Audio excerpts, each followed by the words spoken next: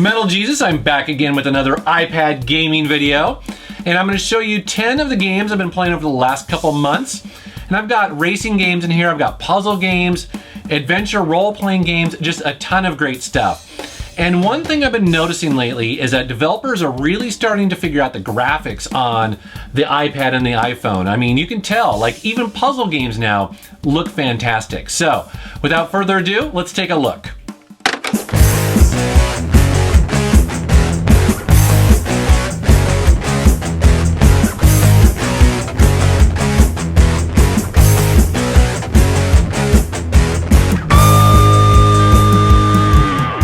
So the first game I want to talk about is called Blastaway, and this is best described as a 3D physics puzzle game.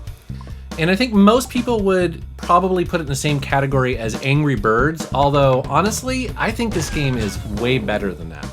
Probably one of my frustrations with Angry Birds was I just felt like the solving of the puzzles was left to chance a lot. And in this game, you don't get that feeling at all. There's a lot of strategy to this game, and you really have to plan out your moves.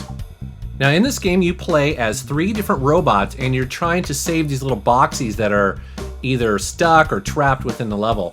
And many of the levels are made of different materials like wood, metal, fabric, stone, and plastic.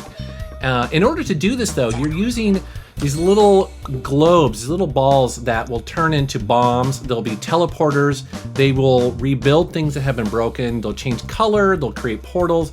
There's all sorts of strategy that goes into solving these puzzles. Also, I really love the visual style of this game. I mean, it's true 3D, and for the most part, the controls are pretty intuitive. Now, it'll take you a little bit of time to get used to swinging the level around or pinching and zooming and things like that, but this is a lot of fun. I really like this game. Rayman has been making a bit of a comeback on consoles, and it's cool to see a version of this game on the iPad. And this is called Rayman Jungle Run, and in case you haven't noticed, it looks beautiful. What I like about this game is that the developers were very smart in not trying to shoehorn in the full console experience onto a touch device. This is completely designed from the ground up to be used with touch controls, and you can really tell this game is very fun, but it's also really challenging. Now the way that the game works is that Rayman, once you hit go, just starts running, and essentially what you're doing is controlling his jumps and his special powers. Now what makes the game pretty challenging is as it goes along, the levels get way more complicated, and your jumps and your use of your power-ups needs to be pretty precise. So you end up kind of playing this game almost like a rhythm game or like a speedrun game. You end up really kind of memorizing the levels, but once you do get through and you have like a perfect score, it is really satisfying. Rayman Jungle Run shows that you can bring a popular, well-established franchise to the iPad and the iPhone and not make it feel like it's shoehorned on here and that it's part of the franchise. It complements it. He gets up, sets off for the Bastion, where everyone agreed to go in case of trouble. Bastion is a game that a lot of people who have Xboxes, PlayStation 3s, and PCs are very familiar with because this game won a ton of awards on those platforms. Well, when they announced that they were going to release it for the iPad, a lot of people were kind of skeptical because this is a pretty in-depth action RPG, and people were wondering just how well it would translate to touch controls. Well, having already played through the game once, and I'm on my second playthrough, I can tell you this game translated very well. This game is such a killer game. I didn't play it on the PC or any other system. I played it on the iPad for the first time, and I gotta say, I'm blown away. This is a really amazing game. I loved it from start to finish, and I can't believe this was only $5. In the game, you play as the kid in this hand-painted, beautiful post-apocalyptic world, and you're trying to solve the calamity, this event that happened that seemed to destroy your world. You're not exactly sure what's going on, and anyways, like I mentioned, it's an action RPG game. What's really cool about it, and what a lot of people talk about, is that every single thing you do has original narration. So voice narration that never repeats itself. It's actually quite amazing. Once you get into this game for several hours, it's kind of hard to believe that other games don't have it. It's such a well-made, special game, and I just loved it from start to finish. I think one of the most exciting things about the App Store and about the mobile industry in general is that independent game developers can come along with really small teams and make some incredibly fun and interesting games. Well, Mikey Shorts is one of those games. This game is fantastic. Now you're probably asking yourself, man, I've seen a bunch of 8-bit platforming games before, what's the big deal? Well, the big deal is this game is super fun because the controls are spot on, and I'm talking about touch controls. Virtual touchpad controls typically are not very precise, especially when it comes to platforming games like this. So the big surprise is this really small developer has actually figured out how to do platforming controls on a touchscreen. And this game does it very well. Now, you can get through these levels fairly easily getting 1 or 2 stars. But if you want to master the levels and get 3 stars, it's going to take everything you have. You need to shave off milliseconds off of your time. And surprisingly, the touch controls work.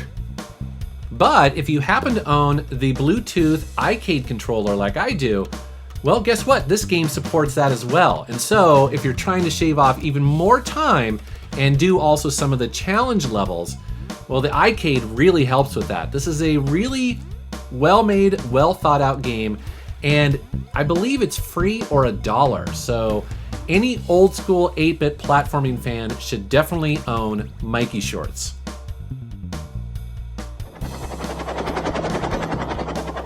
About a year ago, I did a video on PlayStation 2 light gun games. I'm a huge fan of games like House of the Dead and Time Crisis, and I was really excited to find this game called Major Mayhem on the iPad because it feels like a classic light gun game. In this game, you tap and shoot through 45 different missions in here, taking Major Mayhem from one side of the level over to the other. You're attacking ninjas and trying to keep scientists alive. There are 4 different game modes. There are worldwide leaderboards to compare yourself with. There are achievements. There are 150 little mini mission objectives that you do. There are power-ups. There's different costumes that you can unlock for them. There's a lot to discover in this game.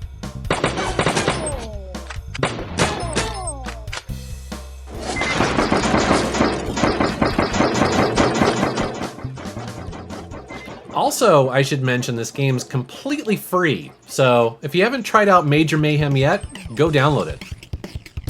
All right, ladies, put on your combat faces. We got fuglies to kill.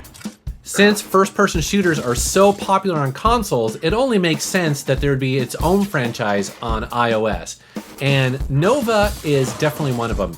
This is the 3rd one here, and I gotta say, it's the best looking by far.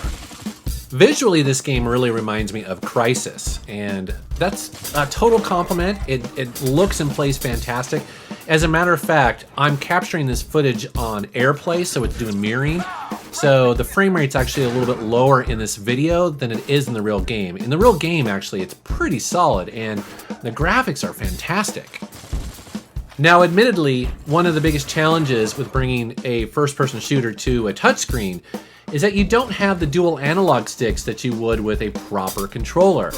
And I think N.O.V.A 3 does, just about the best job it possibly can. It's pretty forgiving with its aiming, and I've heard from other gamers that if you give this game some serious time and you really learn its touch controls, you can do some amazing stuff. Me, I'm still learning it, and I still struggled a bit. Some of the features of this game are, it has a really interesting epic sci-fi storyline across 10 big levels. It also has multiple weapons. You have different powers. You control vehicles. You pilot a mech at one point. Also, it has a pretty decent multiplayer. To give you an idea, this game supports 12-player battles in 7 different modes on 7 different multiplayer maps. So it's pretty feature rich, and of course it includes a single player game. And it also supports voice chat, which is pretty cool for a mobile device. A game I highlighted in one of my previous iPad videos was called Riptide GP.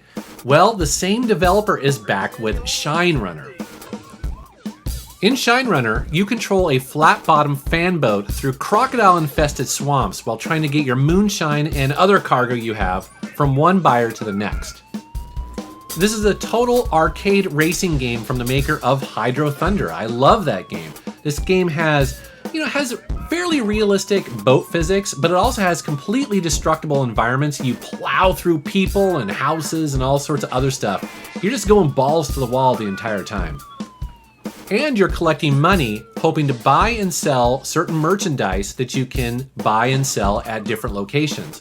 Ultimately, what you would like to do is win the race as fast as you can to get the money bonus, but also make as much money as you can within 10 days. At the end of those days, your money is tallied up and that's your score. So ultimately you want to make as much money as possible, buy low, sell high. It's a lot of fun. Flow is the kind of game that I think a lot of people think of when they think puzzle games on touch devices. Fairly simple, fairly basic, and that's all true. However, this game is a lot of fun. It's very clever and surprisingly addictive.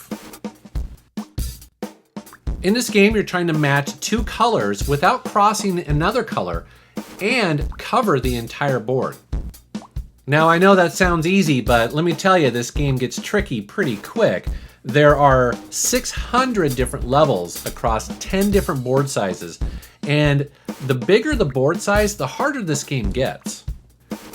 If you like simple yet addictive puzzle games, you should give Flow a try. I have to keep moving. In a previous iPad video, I talked about my love of Temple Run, and since then, a lot of people have come to find just how amazing the original Temple Run was. I mean, the game is really simple yet incredibly addictive. Now, the original developers of Temple Run hooked up with Disney to make the sequel, which is Temple Run Brave. It's based on a movie, I guess. And I gotta say, it is probably the best version of Temple Run yet. This game is so much fun. I found myself addicted to it again. Now, you're probably asking yourself what's different about it. Well, honestly, not much. I mean, the graphics are improved, definitely. And there are a couple additional mechanics to it, like for instance, she now has a bow, and so during certain parts of the stage, you shoot your bow to get yourself coins. So it's pretty much Temple Run, but I don't know, I just feel like it's the best version of Temple Run yet.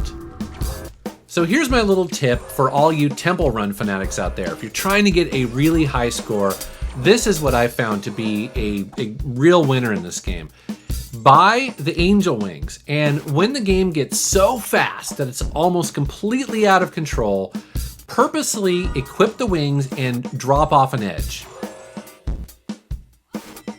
When you're brought back to life, the game is slowed down again, and you can continue on building up, getting faster and faster, getting more coins. Equip the wings, kill yourself. It'll bring you back, repeat, rinse, and that's how you get the really, really high scores in this game. I'm a pretty big fan of vertical scrolling shoot-em-ups, or shmups as the kids like to call it. And thankfully on the iPad and the iPhone, there is a total resurgence of these games, and for good reason. When they're done well with the touch controls, they are some of my favorite ways to play these games.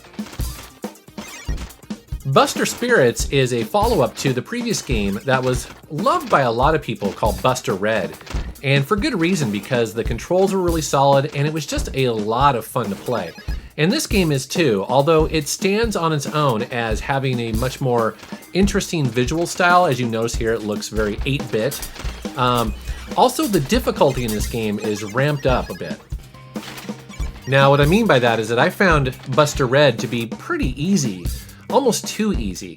And this game swings the other way. This game's pretty damn hard and almost too hard, although I've been reading in the forums and some people feel that it's just right. So if you are really into bullet hell style shooters and you like a bit of challenge, you should definitely check out this one.